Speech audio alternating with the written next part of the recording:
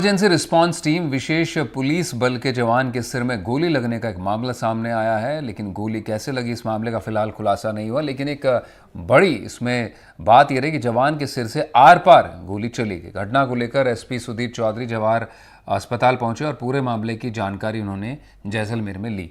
घायल जवान का नाम दिनेश कुमार बताया जा रहा है, जो सांचौर जिले के हैं और उपराष्ट्रपति जगदीप धनखड़ के 2 दिन के जैसलमेर दौरे पर 13 जून को आ रहे हैं। उसी को लेकर सुरक्षा व्यवस्था में यहाँ पर पहुंचे थे। इसी दौरान ही घटना हुई। घायल जवान को जैसलमेर के अस्पताल में तुरंत 4 यूनिट ब्लड चढ़ाया गया और इतने कम समय में डॉक्टर की टीम ने जवान को फिर रेफर कर दिया। ग्रीन कॉरिडोर इसके लिए तैयार किया गया और जवान को जोधपुर भेजा गया। जानकारी मिली है कि उनकी हालत नाजुक है और चिकित्सक और नर्सिंग स्टाफ मॉनिटरिंग कर रहे हैं। करीब 3 यूनिट ब्लड साथ ले गए हैं। हालांकि गोली कैसे लगी और क्या कुछ हुआ, इसको लेकर अब तक जानकारी नहीं मिली।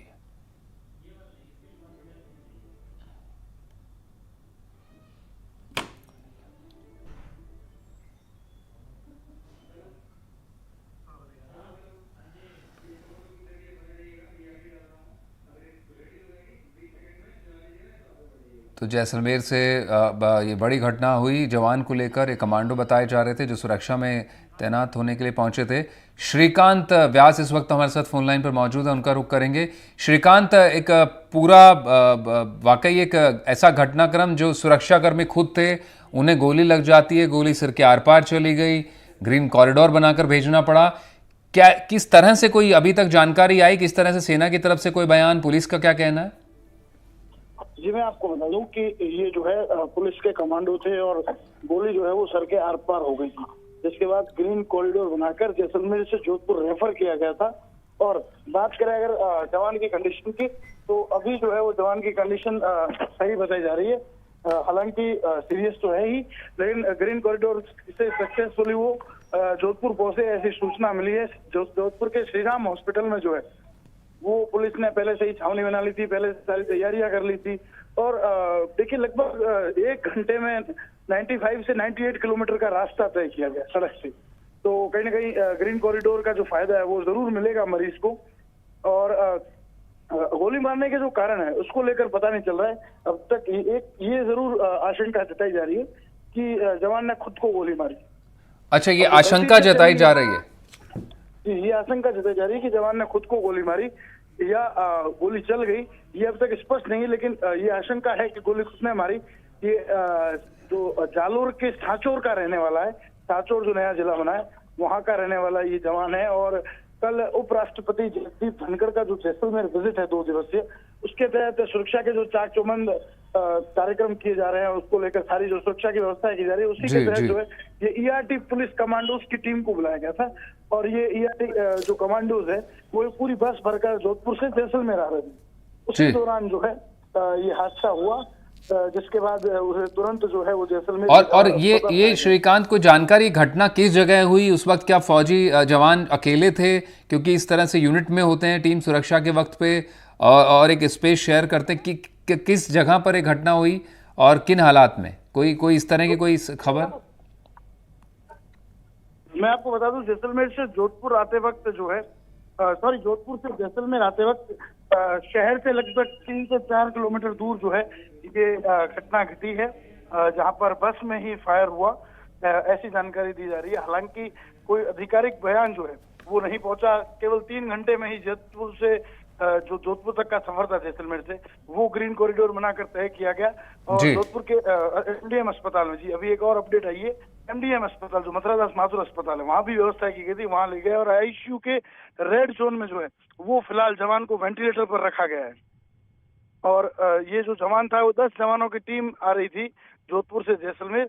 और ये जवान जो है दिनेश पुत्र मालाराम, ये इसरोल जलवाना सांचौर का रहने वाला है। बिल्कुल बिल्कुल, बहुत शुक्रिया श्रीकांत इस जानकारी के लिए। और दर्शकों को वो रिपोर्ट भी दिखा देते हैं जो आप ही ने भेजी है इस पूरे घटनाक्रम को लेकर।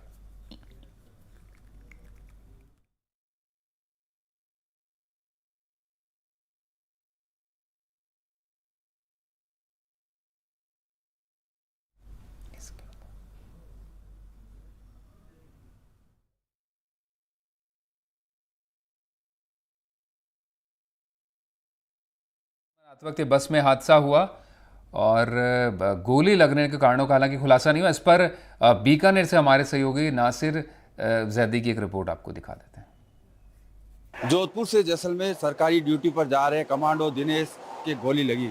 गोली कैसे लगी, क्यों लगी या क्या कारण रहा, ये तो पुलिस जांच में स्पष्ट हो पाएगा। लेकिन जिस तरह से जैसलमेर से लेकर जोधपुर तक लेकर आने वाले मेडिकल अटेंडेंट है हमारे साथ बीक सिंह, पहले हम उनसे जानते हैं किस तरह से क्या आपको सूचना मिली थी और क्या आपने किया था। 108 पे सर सबसे पहले कॉल आया। मैं EMT बीक सिंह पार्टी दूजा सर, और जाते हमने पेशेंट को देखा। पेशेंट को देखते पेशेंट बेहोश था। बेहोश होने के बाद हम लोग ने रेफर किया जैसलमेर के लिए। पेशेंट जैसलमेर से जोधपुर के 2 घंटा 40 मिनट में आया है। ठीक है, 310 किलोमीटर की दूरी तय करता हुआ। उसके बाद हमने 6 से 7 यूनिट रास्ते में ब्लड लगाया और डॉक्टर टीम हमारे साथ पूरा सहयोग रहा। पुलिस प्रशासन का भी पूरा सहयोग रहा और विशेषकर पायलट शिवकर्ण बहुत योगदान दिया। इतना बड़ा लंबा सफर करके आया। ये रहा 7 से 8 यूनिट आपने रास्ते में लगाया। आप जब यहाँ लाए तो उसकी पोजीशन कैसे लग रही थी? पल्स चल रही थी? बिल्कुल सर, मूवमेंट हो रहा था। हाँ, जैसे हमने जैसलमेर में रेफर किया वही पल्स, वही SpO2, वही रेस्पिरेट, सब वही सेम टू सेम हम अभी हालांकि भर्ती कराया। वही पूरी डिटेल है मेरे रजिस्टर में एंट्री।